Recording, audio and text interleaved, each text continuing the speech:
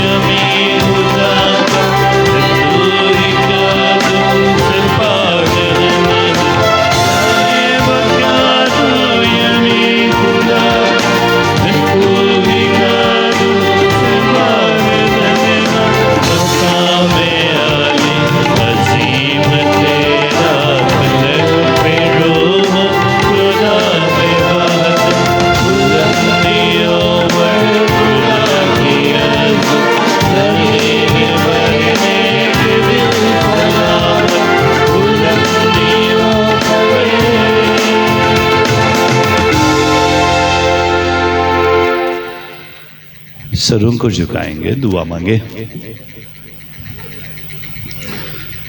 कादर मुतलिक और रहीम खुदा, तो ही अनायत करके अपने ईमानदारों को ये बख्शता है कि वो वाजिब तौर पर दीनदारी के साथ तेरी खिदमत करें। हमें ये तौफीक अता कर के ठोकर खाए बग़ैर ऐसे चलें कि सही सलामत उस मुकाम को पहुँचें जिसका तूने वादा किया है। बस हमारे खुदावन के वसीले से जो तेरे साथ रूहुल कुद्दस की वादानियत में खुदा है और हमेशा से हमेशा तक ज़िंदा रहता और सल्तनत करता है। आमीन।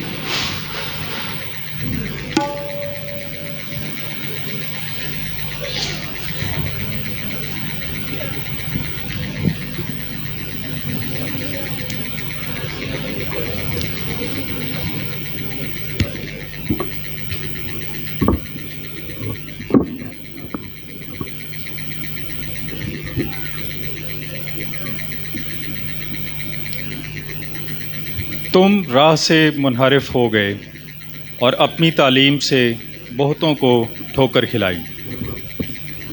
खुदावंद के पाक और ज़िंदा कलाम से आज की पहली तिलावत मलाकी नबी की किताब, उसका पहला बाब 14वीं आयत से दूसरे बाब की दूसरी और 8 से 10 आयात मुक़द्दसा। मैं अजीम बादशाह हूँ, रब्बुल अफ़वाज फरमाता है, और कौमों में मेरा नाम मुहीब है। अब ए काहिनो, तुम्हारे लिए ये हुक्म है कि अगर तुम शर्माना हो गए और मेरे नाम की तमजीद को मद्देनज़र ना रखोगे, रब्बुल अफ़वाज फरमाता है, तो मैं तुम पर लानत भेजूँगा और तुम्हारी नेमतों को मलून करूँगा, बल्कि मलून कर चुका हूँ, इसलिए कि तुमने उसे मद्देनज़र ना रखा। तुम राह से मुनहरिफ हो गए हो और अपनी तालीम से बहुतों को ठोकर खिलाई है। तुमने लादी के अहद को ख़राब कर दिया है, रब्बुल अफ़वाज फरमाता है। बस मैं भी तुमको सब लोगों के नज़दीक ज़लील और हकीर करता हूँ, इसलिए कि तुम मेरी राहों पर कायम नहीं रहे और तालीम देते वक्त मेरे चेहरे का लिहाज नहीं किया। क्या हम सब का एक ही बाप नहीं? क्या एक ही खुदा ने हमको पैदा नहीं किया? फिर क्यों हम एक दूसरे से बेवफाई करके अपने बाप दादा के अहद को बेहुरमत करते हैं? पाक कलाम के पढ़े और सुने जाने पर खुदा की बरकत हो।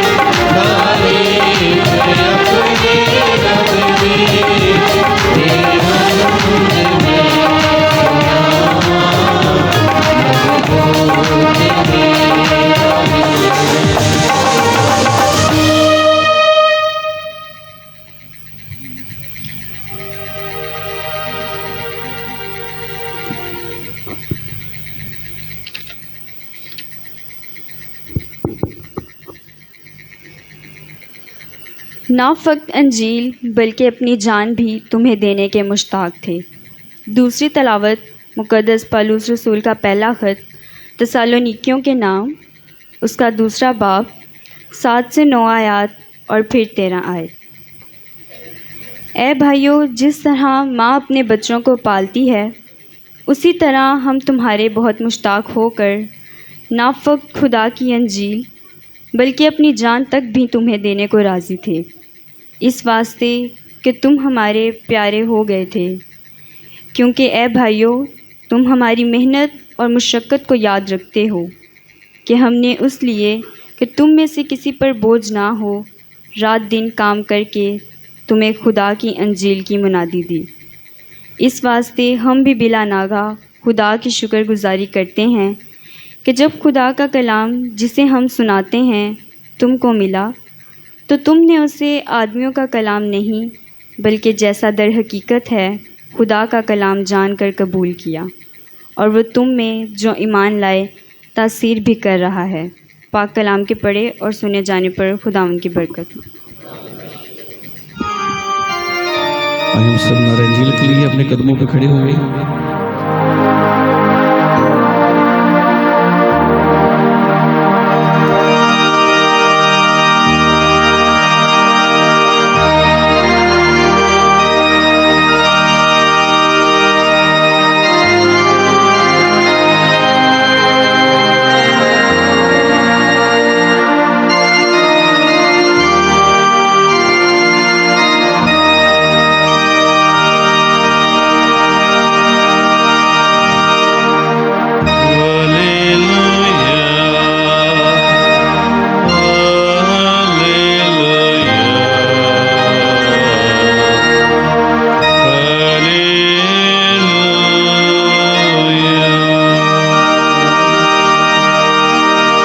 खुदावंद मुझे फ़हम अता कर कि तेरी शरीयत पर अमल करूं और सारे दिल से उसे हिफ्ज़ करूं।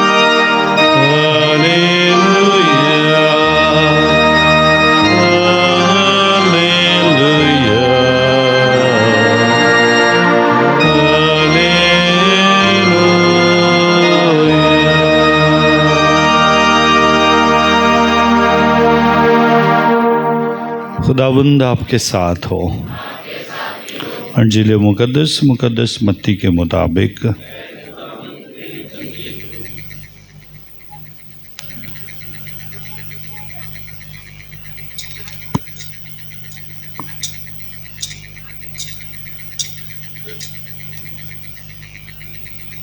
उसका 23वां बाब पहली आयत से। एक दिन यसू ने हजूम और अपने शागिर्दों से बात करते हुए कहा कि फ़कीह और फरीसी मूसा की गद्दी पर बैठे हैं, बस जो कुछ वो तुमसे कहें वो सब अमल में लाओ और मानो, लेकिन उनके से काम ना करो, क्योंकि वो कहते हैं मगर करते नहीं।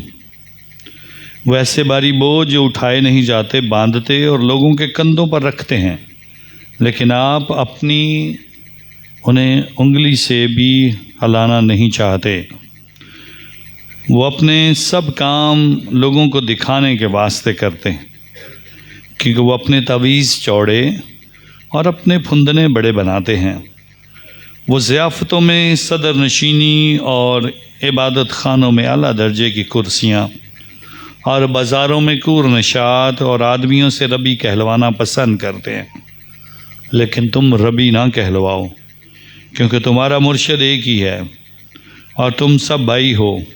और ज़मीन पर किसी को अपना बाप भी ना कहो, क्योंकि तुम्हारा बाप एक ही है जो आसमान पर है। और ना तुम मुर्शद कहलाओ, क्योंकि तुम्हारा मुर्शद एक ही है, यानी अल-मसीह जो तुम में बड़ा है। जो तुम में बड़ा है वो तुम्हारा खादिम हो, और जो कोई अपने आप को बड़ा बनाएगा वो छोटा किया जाएगा, और जो कोई अपने आप को छोटा बनाएगा वो बड़ा किया जाएगा। अंजील पाक के वसीला से हमारी ख़ताएं मुआफ़ की जाएं। सब तशरीफ़ रखते हैं जी। लतूरी तौर पर साल के दौरान 31वें इतवार की इबादत हम खुदावंद की हजूरी में गुजरानते हैं और आज खुदा हमारी मदद करना चाहता है। मलाकी नबी काहिनों से बात करना चाहता है। मलाकी नबी जिसके नाम का मतलब है खुदा का पैगंबर, जो खुदा के हजूर यीशु मसीह से 515 साल पहले खुदावंद के हजूर अपनी नबूवत करता है और अपनी नबूवत की पेशन गोइयाँ जिनमें उसके 3 बड़े मौज़ूआत हैं, जिनमें से काहिनों की तब्दीली, गैर कौमों में शादियाँ और तलाक याफ्ता लोगों से बात करता है कि खुदा को तलाक नापसंद है।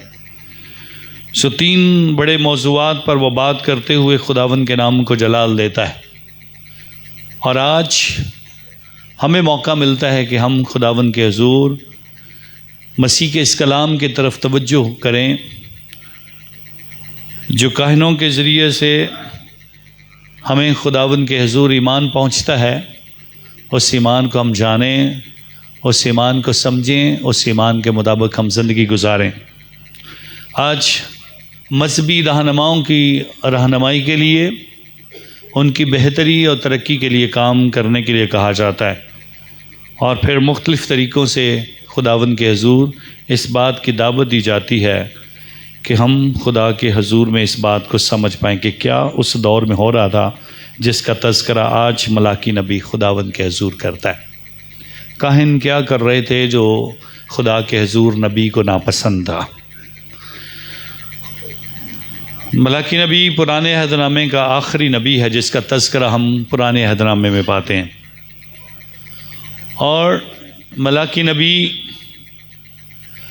काहिनों को मलामत करता है जो खुदा के हजूर अपने दौर में जिन्हें हैकल बनाने के लिए भेजा गया, हैकल की तामीर करने के लिए भेजा गया और उसके बाद हैकल की रसूमात, लतूरी रसूमात, खुदा के हजूर में जो कवानीन और जो तरीक़े राइज हैं उनके मुताबिक कुर्बानियाँ चढ़ाने के लिए हुक्म किया गया।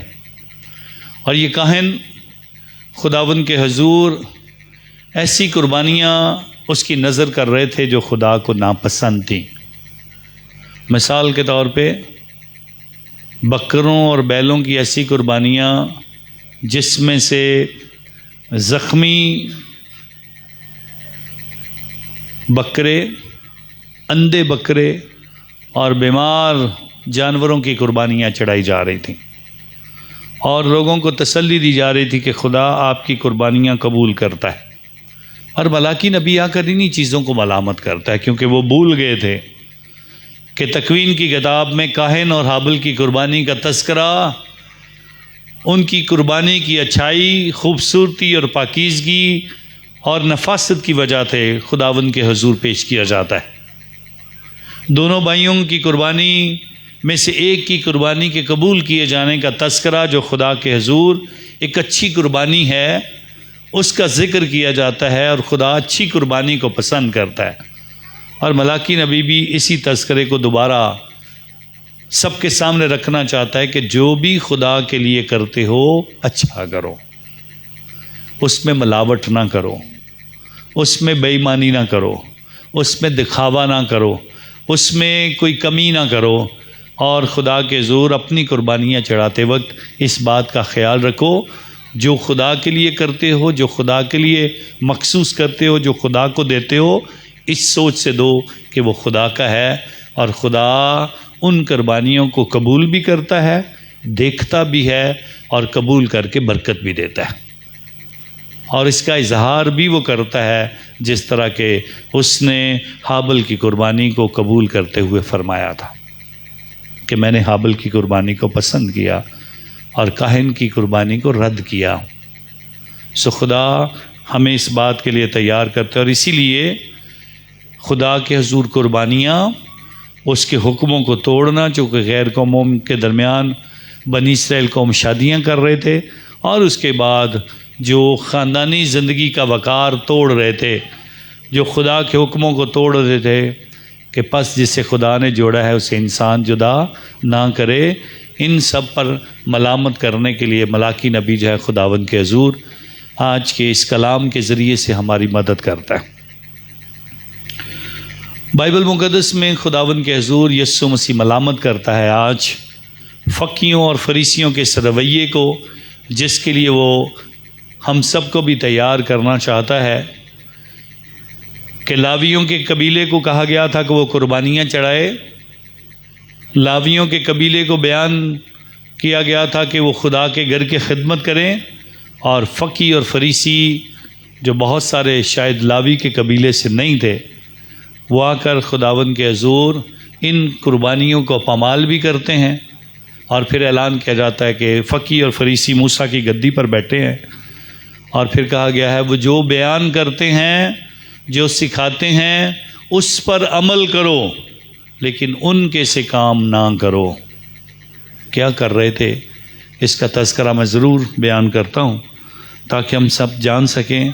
लेकिन आज के दिन खुदावंद के हजूर बताया गया है, खुदा इस बात के लिए हमें तैयार करना चाहता है कि हमारे कहने में और करने में मुताबिकत होनी चाहिए, हमारे बोलने में और अमल करने में मुताबिकत हो, हमारे कौलो फ़ेल में तज़ाद ना हो, हम जो कहें वो करके भी दिखाएं, ये खुदावंद चाहता है। लेकिन कभी कभार हम कुछ ऐसा देखते हैं जिससे बहुत कुछ देखने में कुछ और नज़र आता है, लेकिन करने में और अमल करने में उसमें बहुत सा फ़र्क है। एक औरत पहाड़ों में रहती थी और वादी में रहते हुए जिस रास्ते पर उसका घर था उसके आगे एक बहुत ही खूबसूरत जगह थी जहाँ पर लोग जाना पसंद करते थे। लेकिन इस खूबसूरत जगह पर क्योंकि सर्दी बहुत थी तो लोग वहाँ पर पहुँच जाते थे, लेकिन वहाँ पर जाकर जो मुश्किलात थी उनका उन्हें अंदाज़ा नहीं होता था। तो ये औरत जो उस मुकाम तक पहुँचने से पहले बाज़ार में जहाँ पर लोग थोड़ी देर के लिए रुकते थे, वहाँ पर हमेशा लोगों को खुश आमदीद कहती, लोगों से मुलाकात करती, लोगों से बातें करती, बहुत सारे लोगों को बहुत कुछ वो ऑफ़र करती, वो अपना कारोबार भी चलाती। लेकिन इसके साथ साथ बहुत दफ़ा जो लोग आगे जाने वाले होते थे उन्हें उनकी मुश्किलात का अंदाज़ा नहीं होता था। बहुत सारे लोगों को ये वैसे ही बहुत सारी चीज़ें दे देती थी कि आगे चलकर इन लोगों को अंदाज़ा नहीं है कि आगे इनको मुश्किलात का सामना करना पड़ेगा, तो वो बहुत सारी मदद करती होती थी लोगों की। और लोग उस औरत की वजह से बहुत ही खुश थे, लेकिन उसके खामन से उतने ही लोग उससे नाराज़ थे।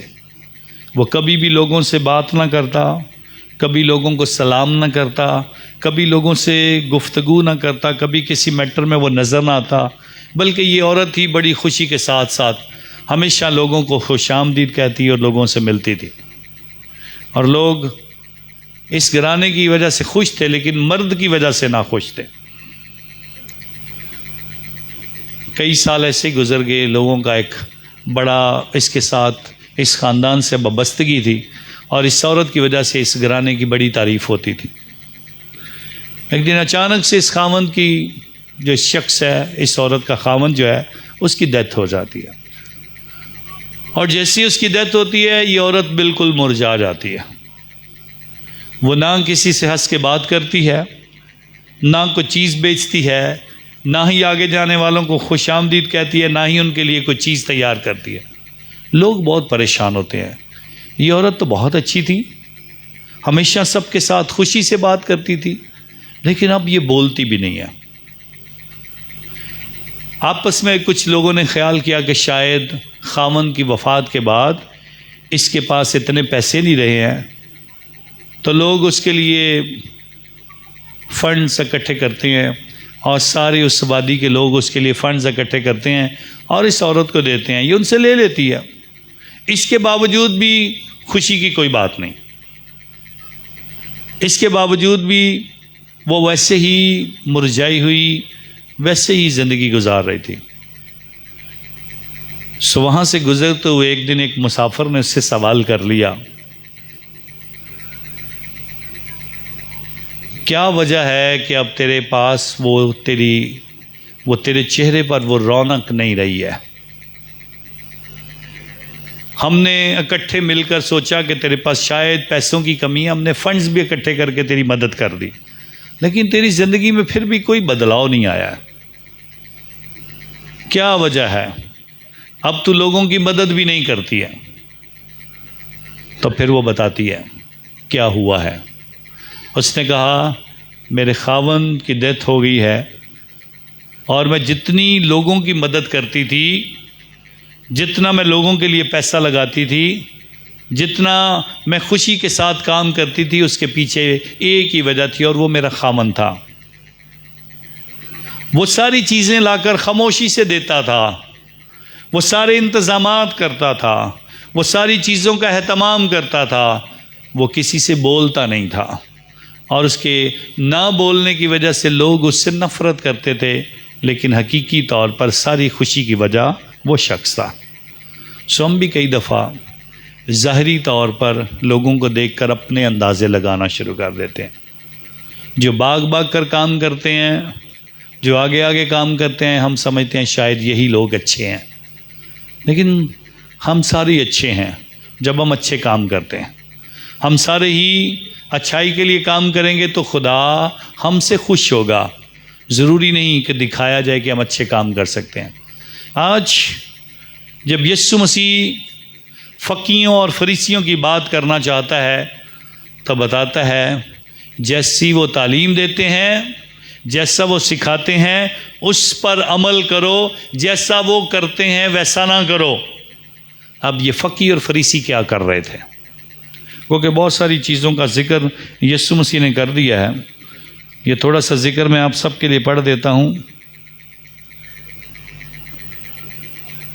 वो कहते हैं मगर करते नहीं, वैसे भारी बोझ जो उठाए नहीं जाते बांधते हैं और लोगों के कंधों पर रखते हैं, लेकिन आप अपनी उंगली से भी हिलाना नहीं चाहते। वो अपने सब काम लोगों को दिखाने के वास्ते करते हैं। वो अपने तावीज़ चौड़े और अपने फुंदने बड़े बनाते हैं और ज़ियाफ़तों में सदर नशीनी और इबादत खानों में आला दर्जे की कुर्सियाँ, बाज़ारों में कूर निशात और आदमियों से रबी कहलवाना पसंद करते हैं। ये वो सारी कमियां हैं जो यीशु मसीह जिनकी निशानदही करता है। तालमूद शरीयत के बाद एक ऐसी किताब है जिसके अंदर बहुत सारी रवायात, बहुत सारे कवानीन का तस्करा किया गया है। और तालमूद किताब पर तबसरा करते हुए विलियम बार्कले जो एक बहुत बड़े मुसन्नफ़ हैं, उन्होंने यहूदियों और फ़कीयों और फरीसियों के साथ ऐसे रवैयों का ज़िक्र किया है जो खुदावंद को नापसंद है, और साथ उनके रवैये जिनकी वजह से खुदावंद के हुज़ूर वो देखते हैं कि ये रवैये उन्हें दूसरे इंसानों से मुनफरद कर रहे थे, फ़र्क कर रहे थे, और खुदावंद आज उनका तस्करा जो है वो करता है। ये 7 रवैये कौन से थे? पहला रवैया, अपने कंधे वो सीधे रखते थे, ऐसे जब चलते हुए हमेशा कंधे ऐसे रखते थे, सीधे स्ट्रेट। जब भी चलते थे स्ट्रेट चलते थे। जैसे ख़वातीन शायद फैशन शो पे कैट वॉक करती हैं तो बिल्कुल उनके कंधे स्ट्रेट करने के लिए कहा जाता है, उन्हें सिखाया जाता है। सो वो वैसे चलते हैं। और यीशु मसीह कहता है वो ऐसे भारी बोझ बांधते हैं, और ऐसे भारी बोझ के जो दूसरों से उठाए नहीं जाते, दूसरों के लिए बांधते हैं, लेकिन ख़ुद स्ट्रेट चलने की कोशिश करते हैं कि जैसे हम जैसा कोई नहीं है।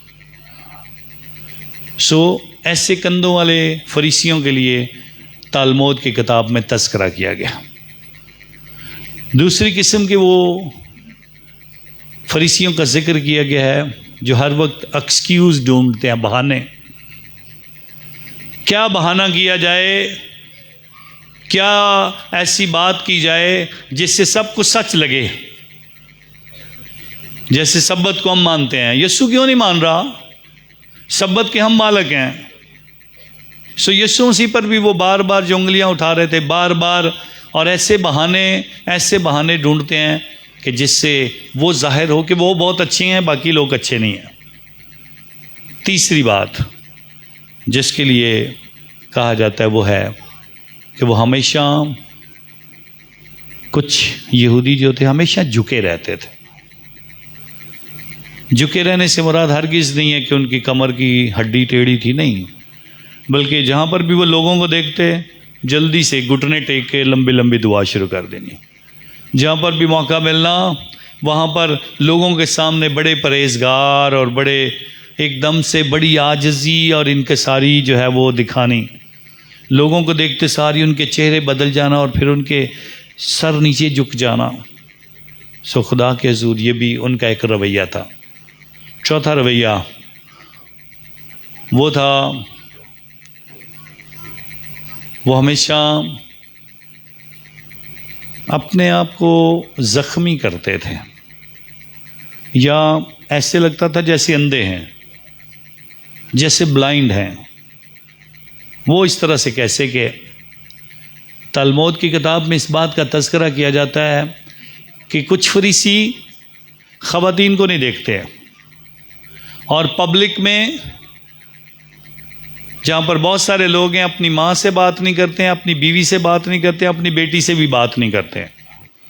और अगर चलते चलते अचानक से कभी कोई औरत सामने आ जाती तो एकदम से बगैर देखे हुए अपना चेहरा बदल लेते थे, वो एक साइड पे हो जाते थे, और इस बार कई दफ़ा वो दीवारों से लगते थे, ठोकरें लगती थीं और उनका खून भी बह जाता था। तो इसलिए उनका आ जाता, ऐसे थे जिनका खून भी बहता था वो ज़ख्मी भी हो जाते थे अचानक से। उनके अंदर ये भी एक था।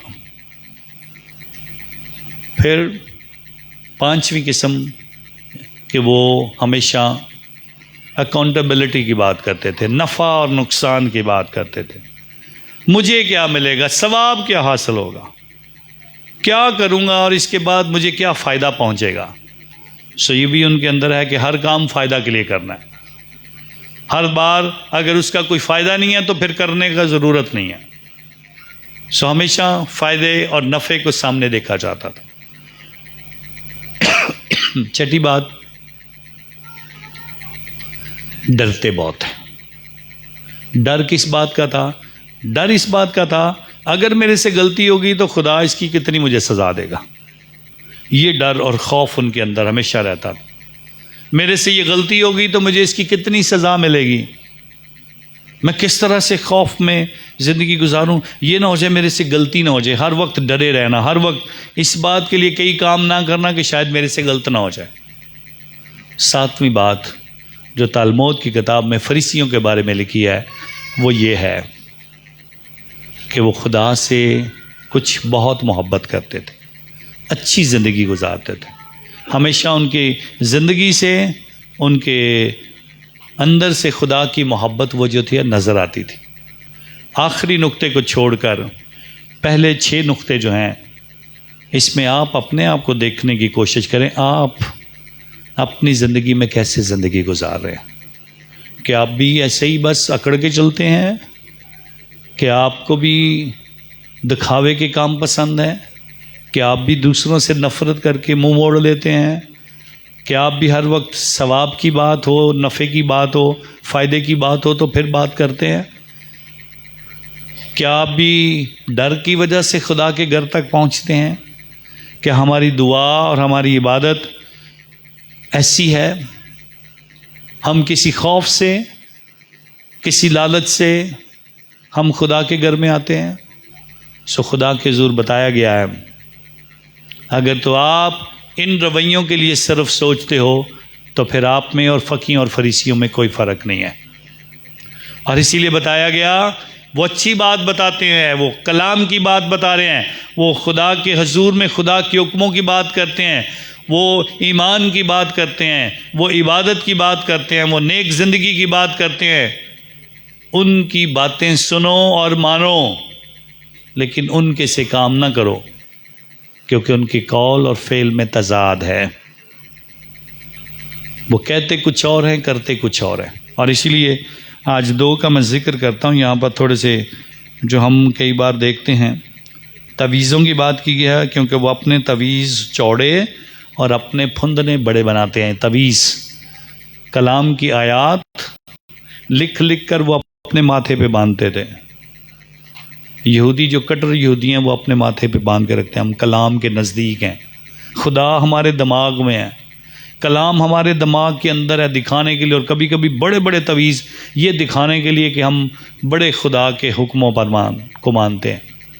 फुंदने अपने चौड़े बनाते हैं, बड़े बड़े बॉक्स बना के कलाम को यहाँ पर अपने दिल के करीब रखना हमारे दिल में बड़ी कदर है।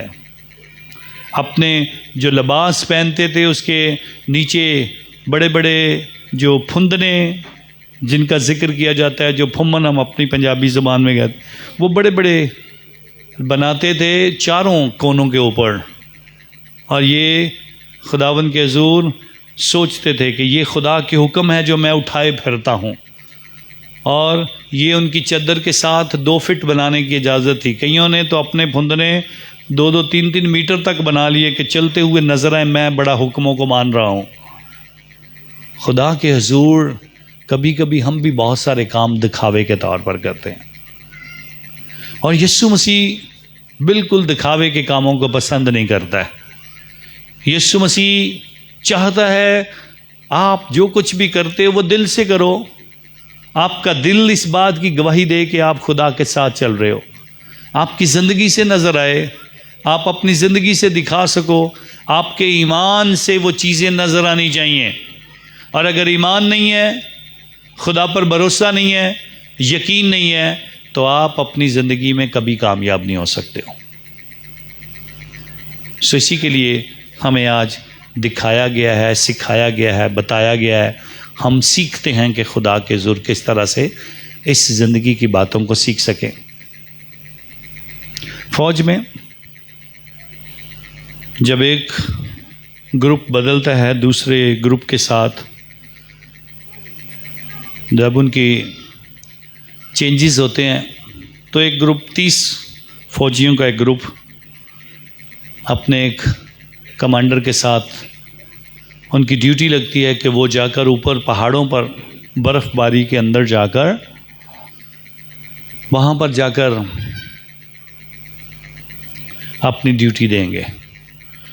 सो उन्हें 2 बड़ी गाड़ियों पर बैठाकर 30 का ग्रुप है, 15-15 के ग्रुप को 2 गाड़ियाँ एक पॉइंट पर जाकर उन्हें छोड़ देते हैं, और उसके बाद उनका आगे सफ़र जो है वो पैदल शुरू होता है।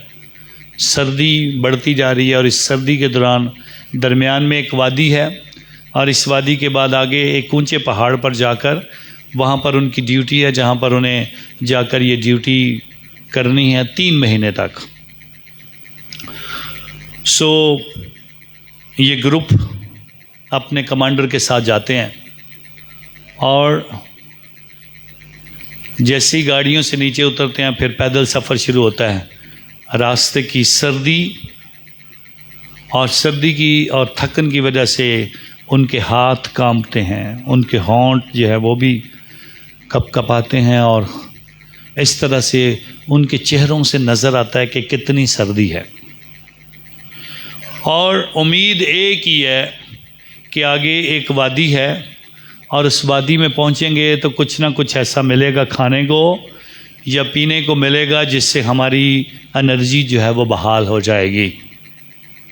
सो सफ़र करते करते देर हो जाती है, तो ये रात को उस वादी के करीब पहुंचते हैं, और जैसे ही उस वादी के करीब पहुंचते हैं तो दूर से एक शॉप नज़र आती है जिसके ऊपर लिखा होता है टी शॉप, चाय की दुकान।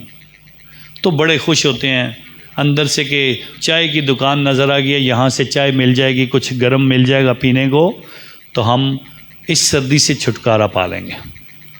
सो जैसे ही ये पूरे का पूरा ग्रुप उस दुकान के करीब पहुँचता है तो उनके मुंह लटक जाते हैं, क्योंकि दुकान बंद थी और उसके ऊपर ताला लगा हुआ था। रात का वक्त था, अब सारे यहीं पे रुक जाते हैं। अब क्या करें? बैठते हैं, बातें करते हैं, अब क्या हो सकता है? कुछ भी नहीं हो सकता है, दुकान बंद है, रात का वक्त है। अब हम थोड़ी देर के लिए यहाँ पे रुकते हैं और फिर इसके बाद फिर आगे को चलेंगे। इतनी देर में पीछे से एक सिपाही खड़ा होता है और कहता है, सर मैं आपसे बात करना चाहता हूँ। जी, हम चाय पी सकते हैं? मैंने कहा कैसे पी सकते हैं? मैंने कहा चाय बनाकर ही पियेंगे। कैसे बनाएंगे? कहता इस दुकान का ताला तोड़ते हैं, इसके अंदर चीज़ें तो होंगी, बनाएंगे। कहता नहीं, ये तो चोरी है। थोड़ी देर के बाद सोचने के बाद कमांडर कहता ठीक है, ताला तोड़ो, चाय पियेंगे। सो ताला तोड़ा जाता है, दूध भी मिल जाता है, चीनी भी मिलती है, पत्ती भी मिलती है, खाने को बिस्किट भी मिलते हैं, चाय बनाई जाती है। बड़े मज़े से चाय पीते हैं। चाय पीने के बाद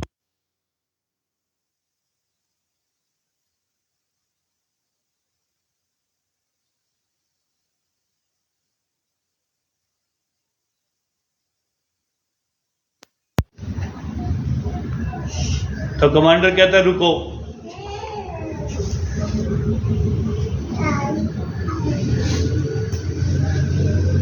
सवाल ये है, चाय तो आपने पी ली है,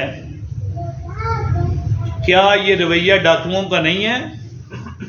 हमने ताला भी तोड़ा है और चोरी भी की है, हम में और डाकुओं में फर्क क्या रह गया? तो सारे सिपाही खामोश। किसी को कुछ समझ नहीं आती अब इसका क्या जवाब दे।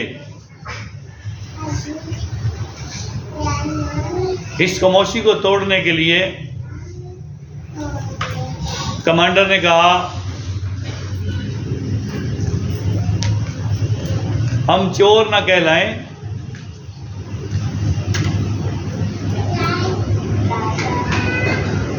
और कोई हमें डाकू ना समझे, इसलिए उसने अपनी जेब से 5,000 रुपये निकाले और कहा ये 5,000 का नोट जो चीनी का बर्तन जहाँ से चीनी ली थी उसके नीचे रख दो और दरवाज़ा बंद कर दो, उसकी कुंडी लगा दो और उसके अंदर ताला लगा दो। वो चले गए, अपनी ड्यूटी की, सर्दी का सामना किया, अपना वक्त गुजारा। 3 महीने के बाद जब वो वापस आने लगते हैं वहाँ से, तो जब वापसी का सफ़र शुरू किया है तो वो दिन में शुरू किया है और शाम होने से पहले वो वहाँ पर पहुँच जाते हैं और वहाँ पर फिर दोबारा से रुकते हैं। वहाँ पर देखते हैं एक बुज़ुर्ग जो चाय बनाता है, वो बड़ा खुश होता है इन सब को देख के और इन सब को चाय पेश करता है।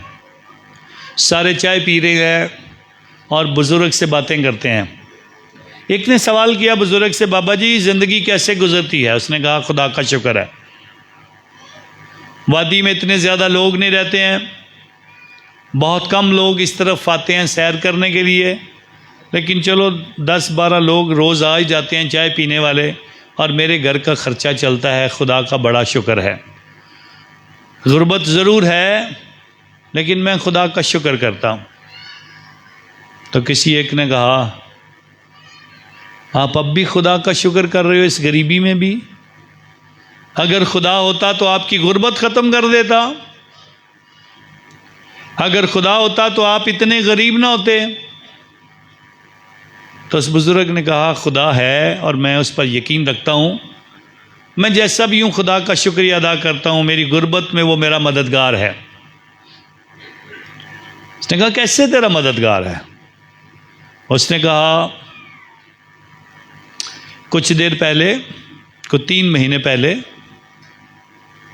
बॉर्डर से गोलियां चली थी और दहशतगर्द अंदर आ गए थे, और जब गोलियां चली तो उनमें से एक गोली आकर मेरे बेटे को लगी, और जब मेरे बेटे को गोली लगी तो मैं रात को बहुत परेशान था कि अब ये गोली कैसे मेरे बच्चे के जिस्म से निकलेगी, डॉक्टर की फ़ीस कैसे अदा करूँगा, कैसे ये सब कुछ होगा। तो खुदा से मैं रात को दुआ कर रहा था। सो दुआ की रात को, लेकिन जब मैं सुबह उठकर अपने काम पर आया तो देखा मेरे दुकान का ताला भी टूटा हुआ था, और मैं सोच रहा था कि जो कुछ था वो डाकू लूट कर ले गए। लेकिन जैसे ही मैंने देखा कि क्या क्या लूट कर ले गए हैं, तो अचानक से जब मैंने वो चीनी का बर्तन उठाया तो उसके नीचे से 5,000 रुपया मुझे मिल गया, और उसको लेकर मैं अपने बच्चे को हॉस्पिटल गया और मेरा बेटा खुदा के फजल से अब बिल्कुल ठीक है। मेरा भरोसा तो ऐसे खुदा पर है। इससे पहले कि सिपाहियों में से कोई कहे कि हमने चाय पी थी, हमने तेरा ताला तोड़ा था, कमांडर ने इशारा किया, सारे खामोश रहो। सब चाय पीते हैं, बाबे को पैसे अदा करते हैं और वापसी जाते हुए कमांडर बाबे को यही कहता है, बाबा जी ऐसे ही अपने खुदा पर भरोसा रखना, ऐसे ही ईमान के साथ ज़िंदगी गुजारना। और तमाम सिपाहियों के दिल में अपने कमांडर के लिए इज़्ज़त और भी बढ़ गई, जो इस बात को नहीं समझ पाए थे कि चोर में, डाकू में और एक सिपाही में क्या फ़र्क है। सो खुदा के हुज़ूर हमें भी आज मुक़द्दस पौलुस रसूल इस बात के लिए तैयार करना चाहता है। आज की दूसरी तलावत में खुदा वो कहते हैं आपकी ऐसे हिफाजत करता है जैसे माँ अपने बच्चों की करती है।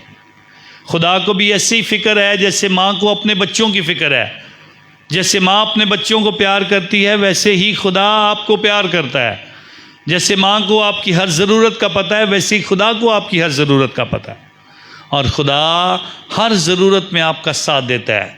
और इसीलिए मुक़द्दस पौलुस रसूल कहता है, हम रसूल होकर आपसे चाहते तो आपके लिए बहुत कुछ आपको करने के लिए कह सकते थे, आपसे बहुत सारी मेहनत करवा सकते थे, लेकिन हमने वही किया जो खुदा का कलाम हमसे चाहता था। हमने वही करके दिखाया जो खुदा हमसे चाहता था। हमने अपने हाथों से काम किया और वो ख़ुद क्योंकि टेंट बनाता था, तंबुओं की मरम्मत करता था, तो मुक़द्दस पौलुस रसूल ने ख़ुद अपने हाथों से ये काम करके दिखाया और अपने हाथों की मेहनत के साथ सबको बताया कि खुदा सबकी मदद करता है और वो अपने सारे ईमानदारों की हिफाजत करता है। लेकिन हमारे अगर कौल और फ़ेल में तज़ाद होगा तो फिर कुछ फ़र्क आ सकता है। फिर कुछ बातें मानी जाएंगी और कुछ नहीं मानी जाएंगी। कुछ की बरकत मिलेगी और कुछ की बरकत नहीं मिलेगी। जो हम अच्छा करेंगे वो खुदा की नज़र में अच्छा होगा, जो बुरा करेंगे वो बुरा होगा। सो हमें खुदा के ज़ूर अच्छे मसीह बनना है, अच्छे ईमानदार बनना है।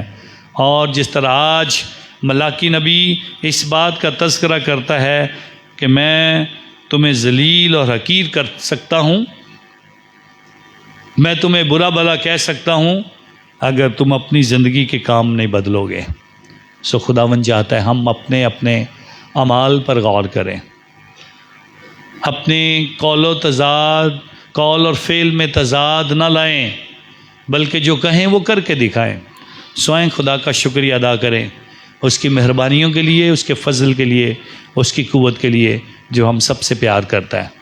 और जिस तरह माँ अपने बच्चों को प्यार करती है, हमारा खुदा भी हमें प्यार करता है। और इसीलिए वो कहता है, ऐ बोझ के दबे हुओ मेरे पास आओ, मैं तुम्हें आराम दूंगा। आएँ खुदा को मिलने की कोशिश करें, साफ़ दिली के साथ, ईमान के साथ, यकीन और भरोसे के साथ, और खुदा ज़रूर हमारी मदद करेगा। खुदा आपको और आपके घराने को बरकत दे, मसीह यस्सु के नाम से। सब खड़े होते हैं खुदावंद के हुज़ूर,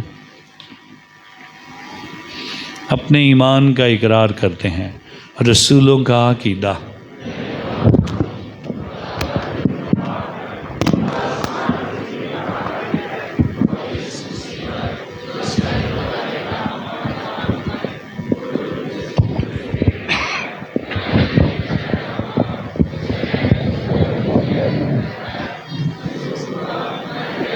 किया गया।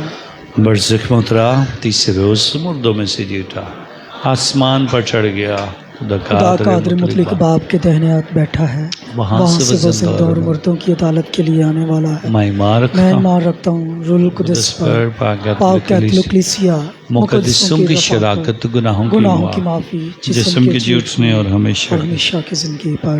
आमीन। हम अपनी दुआएं और मुनाजात खुदावंद की नज़र करें। दुआ मांगे पापा आज़म पोप फ्रांसिस के लिए। खुदावंद मेहरबान बाप पापा आज़म को अच्छी सेहत दे, खुदावंद उनके ईमान को बढ़ाए और खुदावंद उनके वसीला से यीशु मसीह की पहचान और गवाही सारी दुनिया तक पहुँचाए। अजीज़ो दुआ मांगे। ऐ खुदा हमारी दुआ सुन। खुदावंद से दुआ करें हाज़िर जमात के लिए, खुदावंद हम सबको बरकत दे, ताकि एक का खुदावन के घर में आना खुदावन को पसंद आए और खुदावन सबकी ज़िंदगियों को बाबरकत बनाए। अजीज़ो दुआ मांगे। ए खुदा हमारी दुआ सुन। दुआ करते हैं आज बेंजामिन मत्ती, जावेद गौरी, शाहान गुलजार, रशीद खोखर, वाजिद सलीम, शारून शाहिद, सुहेल तुफ़ैल, सुलेमान तुफ़ैल, इरफान तुफ़ैल और आमर तुफ़ैल के घरानों के लिए खुदा इन सब की शुक्रगुजारियों को अपनी पाक हज़री में कबूल करे और इनके ख़ानदानों को बरकत बख्शे। अजीज़ों, इस मकसद के लिए दुआ करें। सलोमी नदीम और सहर अनूब के लिए दुआ करेंगे। खुदा अपने बच्चों को औलाद अता करे ताकि इस अजीम नेमत को पाते हुए हमेशा उसके नाम की तमजीद और शुक्रगुजारी करने वाले हों। अजीज़ों, इस मकसद के लिए दुआ करें।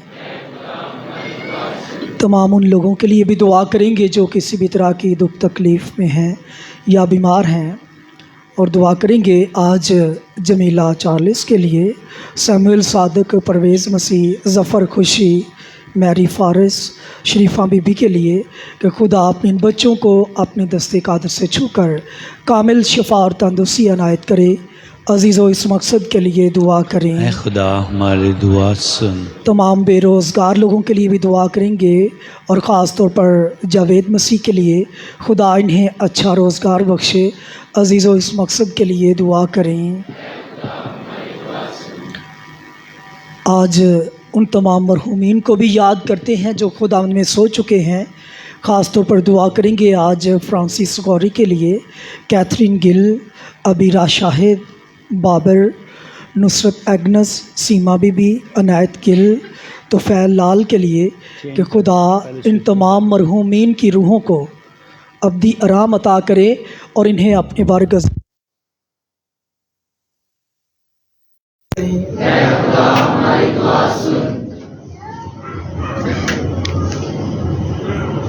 खुदावन से दुआ करें नौजवानों के लिए। खुदावन सब नौजवानों को हिकमत, अक़ल और फ़हम दे, मेहनत करने का शौक़ और जज्बा दे और सच्चे जज्बों के साथ खुदावन के हुजूर में उसकी खिदमत करें। अजीज़ो दुआ मांगे। ऐ खुदा हमारी दुआ सुन। दुनिया में अमन और सलामती मांगे और ख़ास तौर पर इसराइल और फ़लस्तीन के इलाकों की सलामती खुदावंद से मांगते हैं, वहाँ अमन हो और खुदावंद सबको सुकून की ज़िंदगी गुजारने का फ़ज़ल बख्शे। अजीज़ो दुआ मांगे। ऐ खुदा हमारी दुआ सुन। उन सब लोगों के लिए दुआ करते हैं जो मुख्तलिफ़ किस्म की मुश्किलात का शिकार हैं। खुदावंद सबकी मुश्किलों में उनकी मदद कर, अपनी परवरदिगारी से सबको अच्छी नेमतों से माला माल कर, ताकि खुदा तेरे हाथ से सब अपनी मुश्किलात से छुटकारा पाएँ। अजीज़ो दुआ मांगे।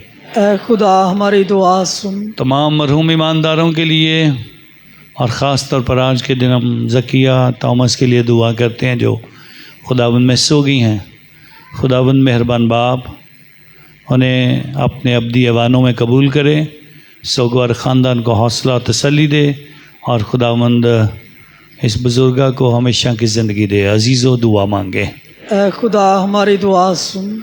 ऐ खुदा हमारी पनाह और शफ़क़त के तमाम सरचश्मे जो दुआएं तेरी कलीसिया अक़ीदत और इस्तिक़लाल के साथ मांगती है तो उन्हें कबूल फरमा और बख्श दे कि इन तमाम दुआओं का सर हमारी ज़िंदगी में पहुँचे, मसीह खुदावंद के वसीला से। आमीन।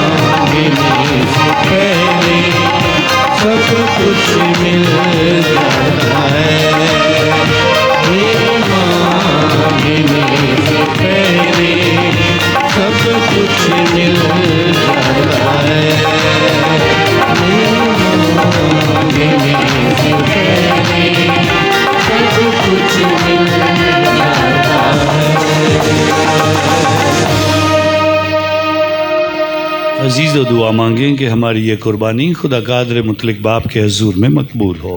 खुदावंद इस कुर्बानी को आपके हाथों से अपने नाम की बढ़ाई के लिए हमारे बल्कि अपनी सारी कलीसिया के फ़ायदे के लिए मंजूर फरमाए। खुदावंद हमारे खुदा अदा कर कि ये कुर्बानी तेरे लिए एक बेहद हदिया हो और कि तू हमारे नजराने कबूल फरमा, हमें इससे तेरे रहम करम की पाक बख्शिशें हासिल हों और हम हमेशा तेरे ईमान में बढ़ते जाएं, मसीह खुदावंद के वसीला से आमीन। खुदावंद आपके साथ हो, आपके साथ भी हो। हम खुदा की तरफ ध्यान लगाएं, हम ध्यान लगाते हैं। हम खुदावंद अपने खुदा का शुक्र करें।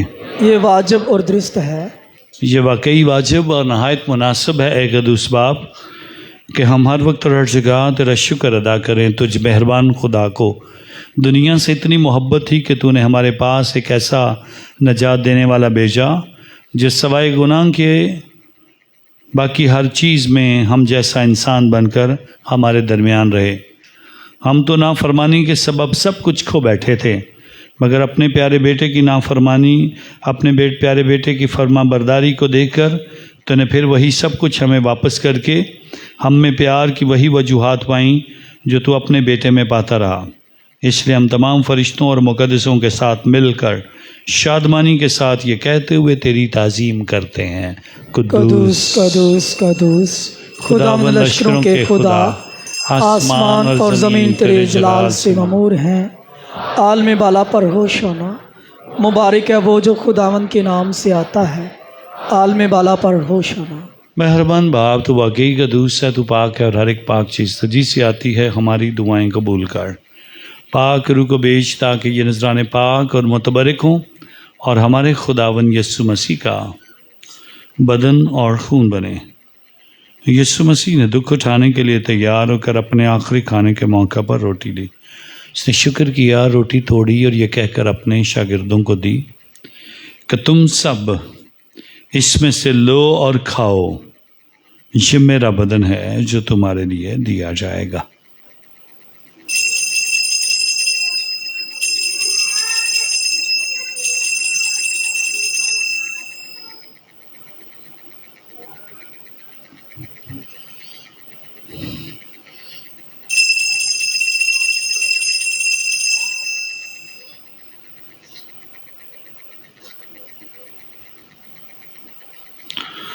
इसी तरह उसने खाने के बाद मैं का प्याला भी लिया। उसने दोबारा शुक्र किया और ये कहकर प्याला अपने शागिर्दों को दिया कि तुम सब इसमें से लो और पियो नए और अब्दी याद में ये मेरे खून का प्याला है जो तुम्हारे बल्कि बहुत से लोगों के गुनाहों की मुआफ़ी के लिए बहाया जाएगा।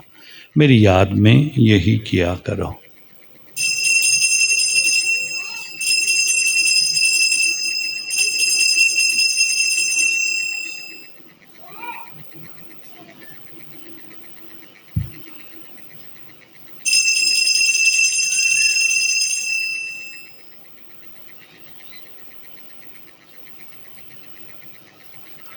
हमारे ईमान का बेद। ऐ खुदावंद, हम तेरी मौत का ऐलान करते हैं, हम तेरी क़यामत का इकरार करते हैं कि जब तक कि तू ना। सब आप हम तेरे बेटे के मरने और जी उठने को याद करते हैं। हम ज़िंदगी की रोटी और नजात का प्याला तेरे आगे पेश करते हैं। हम तेरा शुक्र अदा करते हैं कि तूने हमें इस लायक समझा कि तेरे सामने हाजिर होकर तेरी इबादत करें। हम आजिज़ी के साथ इल्तिजा करते हैं, बख्श दे के हम मसीह का बदन और खून लेकर रूहुल कुद्दस की तासीर से आपस में एक बने। ऐ खुदा, अपनी कलीसिया को याद कर और साथ ही हमारे रूहानी बाप पोप फ्रांसिस, हमारे बिशप सेबेस्टियन और अपने सब खादमों को याद कर। तेरी कलीसिया तमाम दुनिया में फैली हुई है, उसे कामिल मोहब्बत अता फरमा। हमारे उन भाइयों और बहनों पर भी नज़र कर जो जी उठने की उम्मीद रखते हुए सो गए हैं। नीज तमाम मरहूमों को याद कर, उनको अपनी रोशनी में कबूल फरमा। हम तुझसे मिन्नत करते हैं, हम सब पर रहम करता कि हम खुदा की मुबारक मांग का हमारी मरियम हज़रत यूसुफ उसके नहायत पाक शोहर मुबारक रसूल और उन सब मुक़द्दसों के साथ जो इस जहाँ में तेरी मर्ज़ी पूरी करते रहे हमेशा की ज़िंदगी में शरीक हों और तेरे बेटे यीशु मसीह के वसीले से तेरी हमद व सना कर सकें। उसी के ज़रिए, उसी के साथ और उसी में तुझ कादर मुतलक खुदा बाप को रूहुल कुद्दस की वादानियत में कामिल इज़्ज़त और ताज़ीम शायान है हमेशा से हमेशा तक। आमीन। हम अपने निजात देने वाले से हिदायत पाकर पूरे भरोसे के साथ वही दुआ मांगे जो खुदावंद हमें सिखाता है। ऐ हमारे बाप, तू जो आसमान पर है, तेरा नाम पाक माना जाए, तेरी बादशाही आए, तेरी मर्जी जैसी आसमान पर पूरी होती है ज़मीन पर भी हो। हमारे रोज़ की रोटी आज हमें दे और जिस तरह हम अपने कर्जदारों को बख्शते हैं तो भी हमारे कर्ज हमें बख्श और हमें आज़माइश न पड़ने दे बल्कि बुराई से बचा। आमीन। ऐ खुदा, हम तुझसे मिन्नत करते हैं, हमें सब बदियों से बचा। इन दिनों में सलामती बख्श ताकि हम तेरी शफ़क़त की तौफ़ीक से अपनी मुबारक उम्मीद के पूरे होने और मसीह के आने का इंतज़ार करते हुए हर वक्त गुनाहों से आज़ाद और मुसीबत से महफूज रहें। क्योंकि बादशाहत कुदरत और जलाल हमेशा तेरे हैं। आमीन। खुदा यीशु मसीह तूने अपने रसूलों से कहा कि मैं तुम्हारे पास सलामती छोड़े जाता हूँ, मैं अपनी सलामती तुम्हें देता हूँ, हमारे गुनाहों पर नहीं बल्कि अपनी कलीसिया के ईमान पर नज़र कर और उसे वो सलामती और इत्तेहाद बख्श तेरी मर्जी के मुताबिक है। आमीन। और खुदा उनकी सलामती आप सबके साथ हो, आपके साथ भी हो। यही सलामती हम एक दूसरे को पेश करते हैं। खुदा उनकी सलामती हो।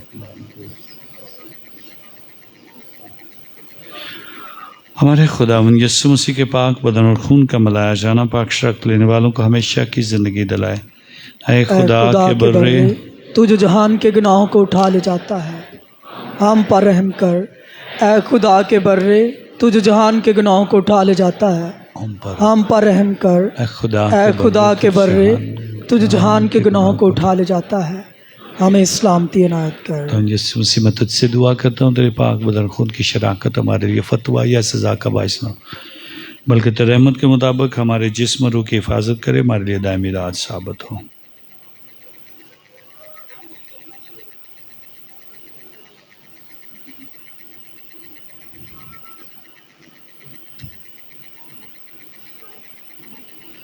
अजीज़ या खुदावन यीशु मसीह, खुदा का बर्रा जो जहान के गुनाहों को उठा ले जाता है, मुबारक है हम सब जो इस बरे की ज़ियाफ़त में बुलाए गए।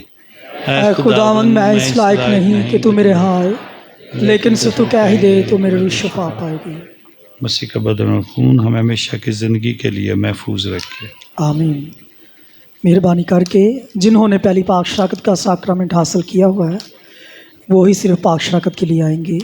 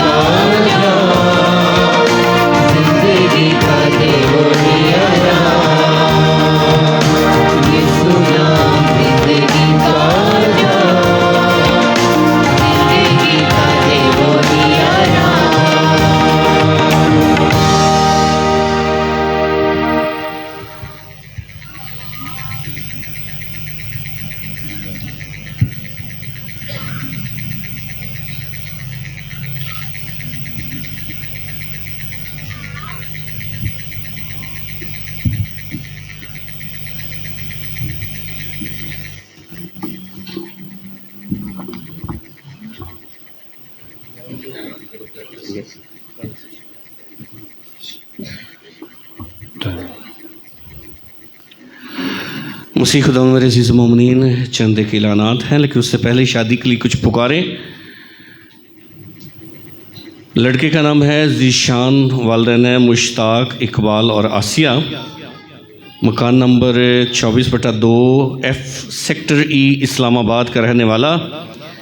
हालिद कमारा शादी करेगा आलिया तारक, वालिदैन हैं तारक और नवीद, और मकबूल बीबी मोहल्ला फ्री टाउन गुजरांवाला की रहने वाली के साथ इनके निकाह की तारीख़ है 11 नवंबर।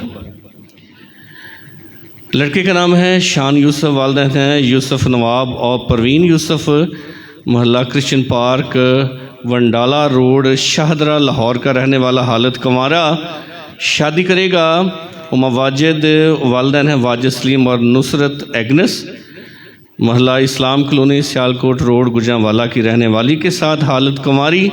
इनके निकाह की तारीख़ है 13 नवंबर।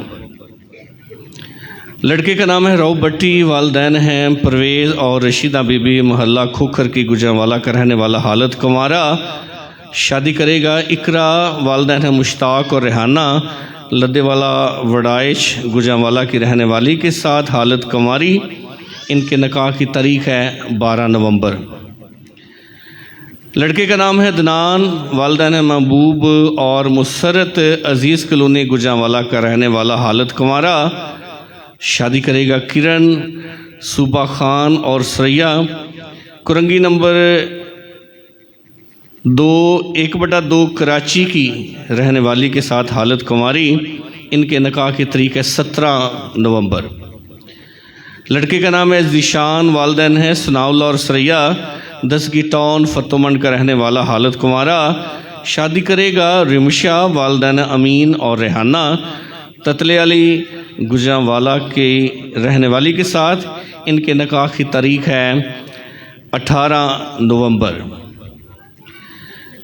लड़के का नाम है इफ्राहिम मंसूर, वालिदैन हैं मंसूर भट्टी और स्टेला मंसूर, अज़ीज़ कॉलोनी गली नंबर 6 का रहने वाला हालिद कुमारा शादी करेगा रुबाइका उबैद, वालिदैन उबैद असलम और नसरीन, मार्था खोखर की पुरानी आबादी के रहने वाली के साथ हालिद कुमारी।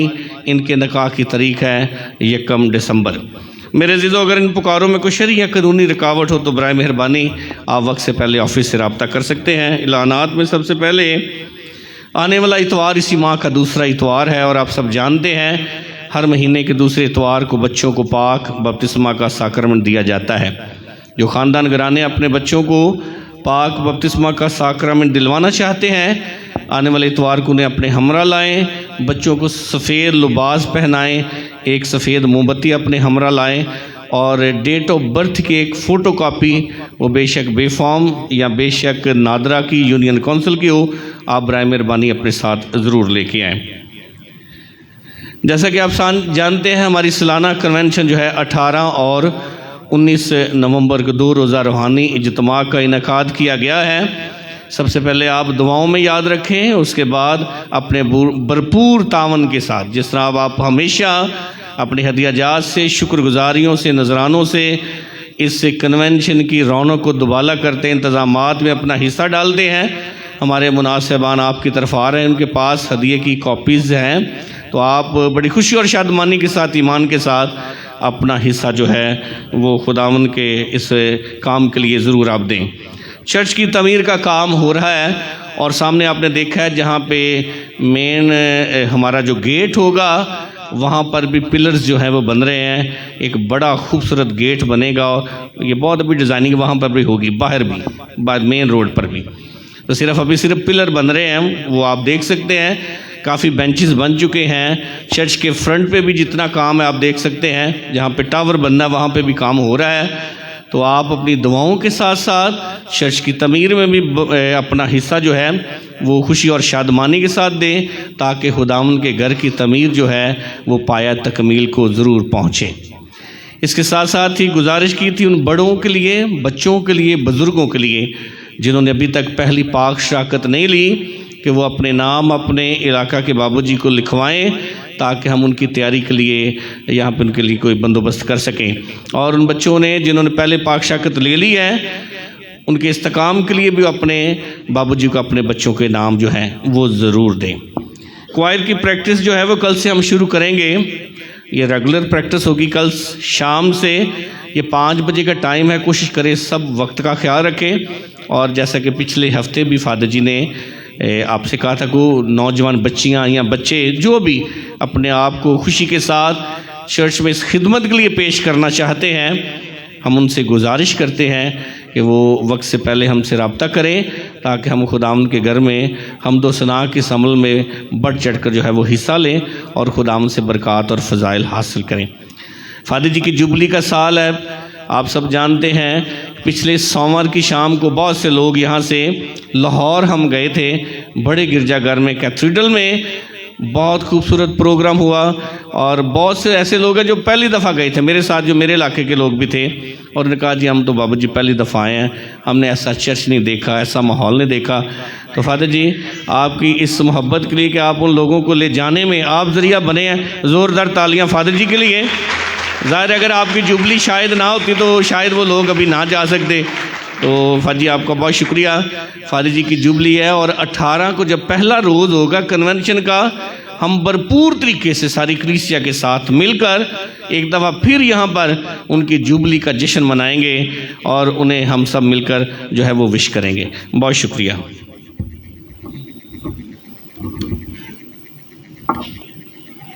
मुझे 3 बातें करनी आपसे। सबसे पहले मिशन संडे के लिफाफे आपको दिए थे, अभी तक चर्च में वापस नहीं आए तो प्लीज़ आइंदा आने वाले इतवारों में ज़रूर लेकर आएँ, क्योंकि ये आपके तरफ से खुदा के काम को आगे बढ़ाने का हिस्सा है जो पाकिस्तान में नहीं बल्कि पापा आज़म तक जाना है। तो प्लीज़ ज़रूर अपने हदिया जात खुदावन की हजूरी में पेश करें।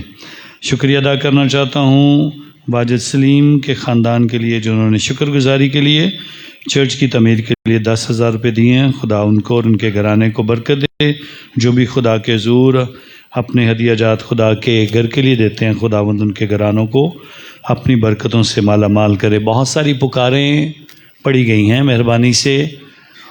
चर्च इसीलिए बनाया जाता है कि इसमें दुआ हो, और जहाँ पे दुआ हो वहाँ पे निकाह भी हो सकता है। सो प्लीज़ ये जो कभी कभी सोच आती है जी वहाँ पे मैरिज हॉल में निकाह कर दे, मैं तो नहीं कर सकता हूँ, मेहरबानी से ये घर इसलिए बना है।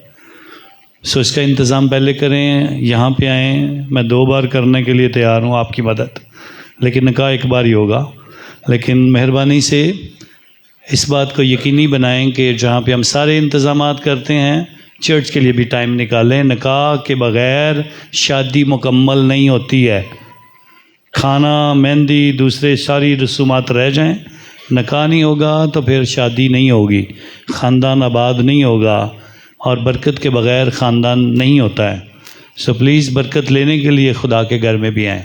कभी कभी हम कहते हैं जी आ जाएं, उधर आ जाएं, ये कर लें। सो प्लीज़ मेरी तरफ से माजरत है।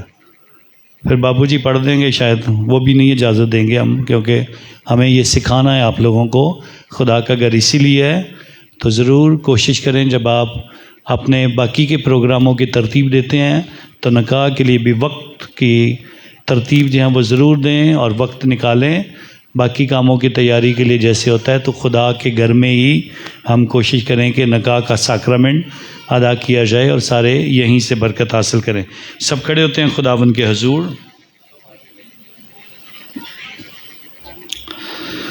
ऐ खुदावन तो मुझको ज़िंदगी की राह बताएगा, नेज़ अपने हुजूर में खुशी की भरपूरी और अपने दाहिने हाथ पर दायमी सरूद दिलाएगा। सरों को झुकाते हैं, दुआ मांगे। ऐ खुदावंद हमारे खुदा, हम में अपने फ़ज़ल की तहरीक बढ़ा ताकि हम आसमानी ज़ियाफ़त में शरीक होकर रसूदा हों और तेरी मेहरबानी से वादा किए गए सवाब को वह हासिल करने के काबिल ठहरें, मसीह खुदावंद के वसीला से। खुदावंद आपके साथ हो और कादर मुतलक खुदा बाप और बेटे और रुल कुदस की बरकत आप सब पर नाजिल हो। इबादत हो चुकी, खुशी और सलामती से जाएं। खुदा का शुक्र हो।